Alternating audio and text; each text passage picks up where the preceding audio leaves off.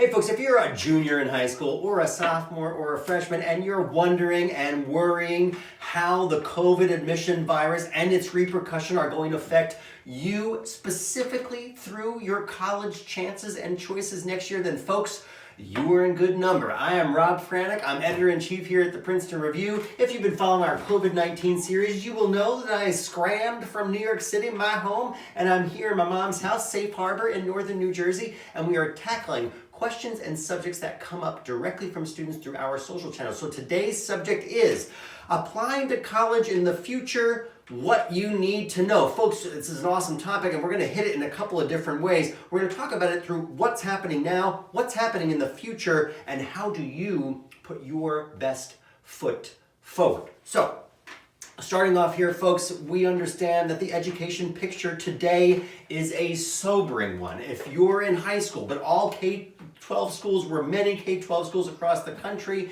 have now been canceled in face-to-face format and moved completely online. But folks, that same thing has happened to college and university campuses across the country. And if you're in high school, you're likely feeling the effects of tests, and they're either rescheduling, they're reformatting, or certainly they're all-out cancellations. And I'm looking directly at the SAT and the ACT, who have had all three. And also, of course, doesn't stop there. AP exams, as we announced just last week, are changing from their previous 3+ hour format to now a 45-minute free response format. Folks, pork belly all this stuff together, and they are tectonic changes indeed.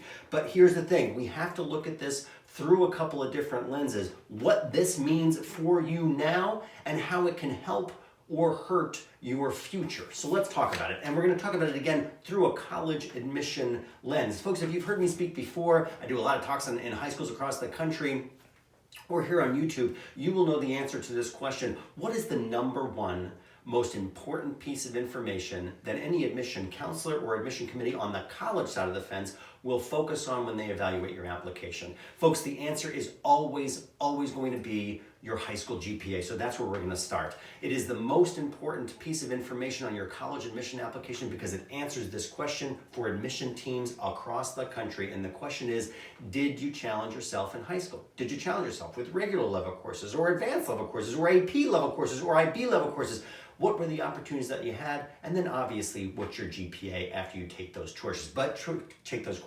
But let's all now focus on the repercussion of COVID-19 into your day-to-day academic life. Folks, how will your GPA be affected by you now taking classes not face-to-face in school, but specifically at home and online? And we're going to approach this answer in two different ways. The first thing is pass fail. Now, folks, many schools and school districts have opted to do away with letter grades in their grading system and opted for a full pass-fail model. Here's why this can be an awesome bonus for you. If you get a pass in a particular course, it does not count towards your overall GPA. It certainly counts to you fulfilling that course requirement, but not towards your GPA. So, when you actually do re-enroll in school, hopefully by this fall in a face-to-face format, those classes that you'll be taking that next semester and the semesters after that are going to be that much more impactful. Number 2 on the list,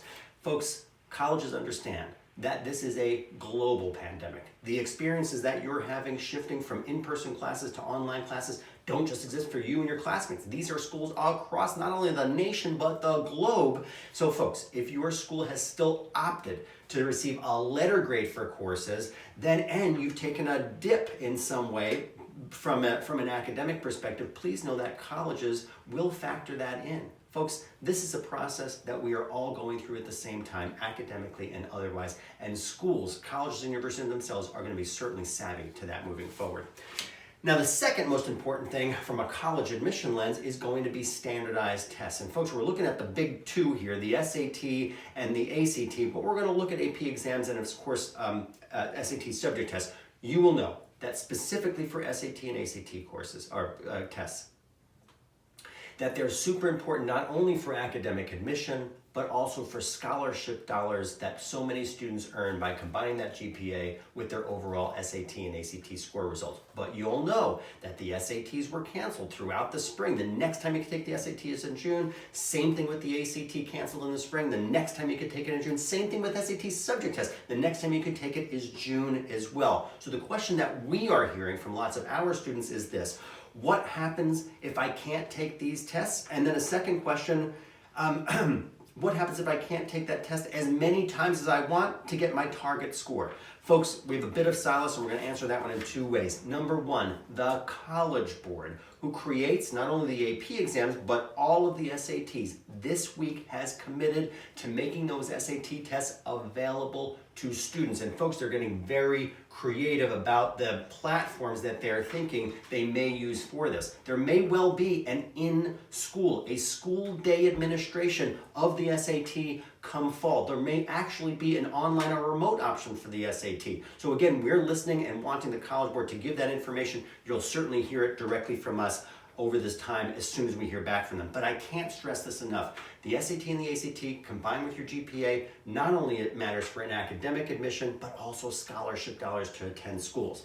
Number two thing I want you to remember is talking about test optional schools. Now I know we have a lot of younger people joining us today as well. Folks, a test optional school, as its name would suggest, simply says that colleges and universities needn't see your SAT and your ACT scores for academic admission. Now, in light of COVID-19 and its repercussion, there are more and more colleges and universities that are going test optional. One such school, and this is just yesterday, that the University of California, this is the entire University of California system that has temporarily suspended their need to receive standardized tests, the SAT and the ACT for academic admission if you're applying to the UC schools this fall for freshman admission for fall of 2021.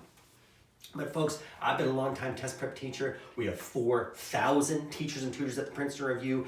Our advice is use the SAT and the ACT right now to distinguish yourself. Folks, you have the extra time. The SAT and the ACT are both knowable and they are navigable exams. You can use this extra time to knock these exams out of the park and use it in those schools, test optional and otherwise.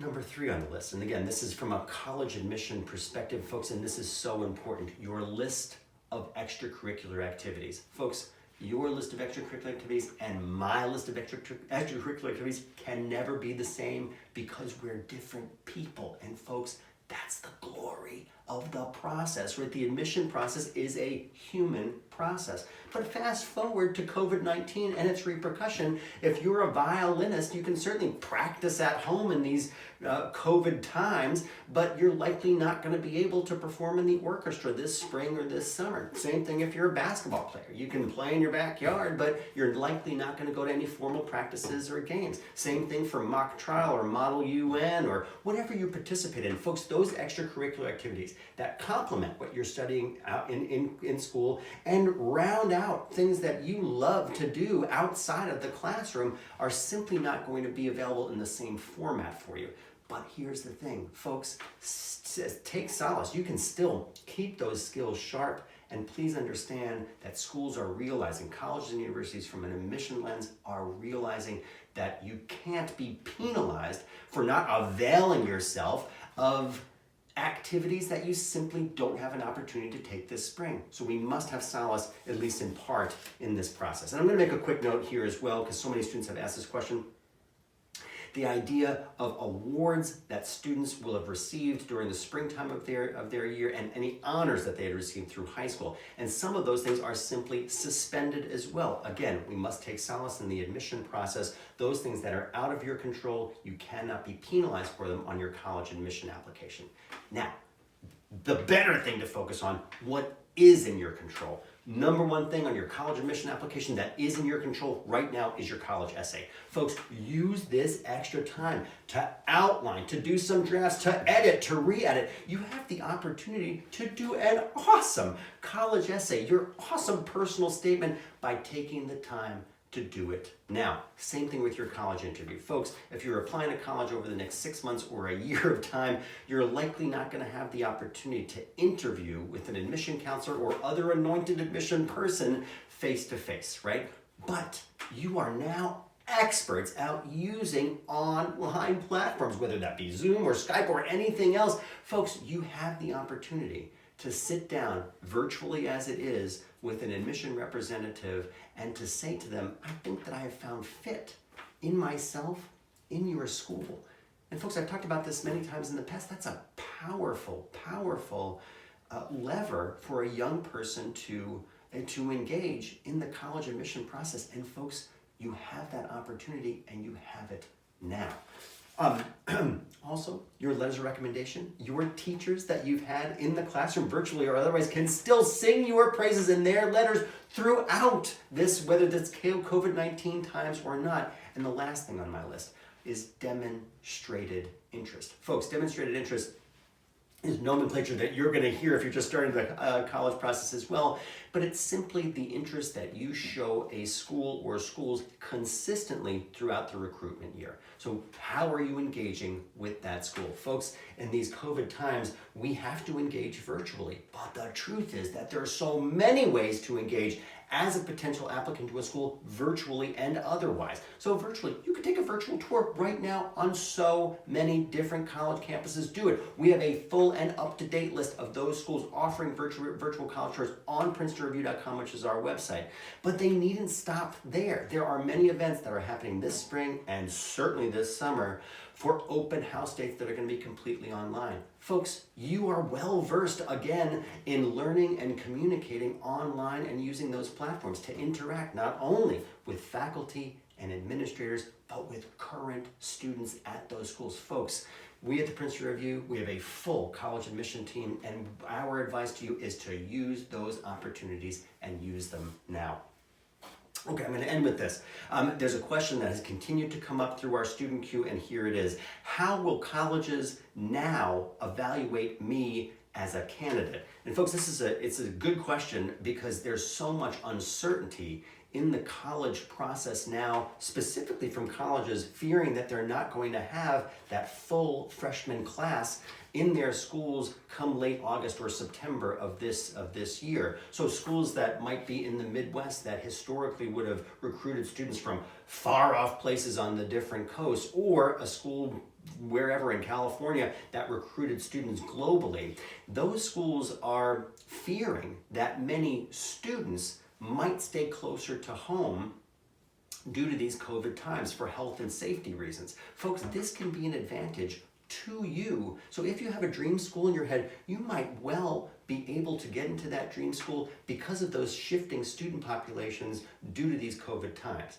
So folks, again, Rob Franek here at the Princeton Review. Please, over the next couple of months, keep up your studies, keep up your skills, keep up your hope. Please know that we are in your corner. We are supplying these videos to you daily on college admission issues, financial aid issues, and certainly test prep issues. Folks, please do reach out to us if there's a topic or a question that you want us to address, and we'll do our level best to do just that. Rob Franek, Editor-in-Chief, Princeton Review, out.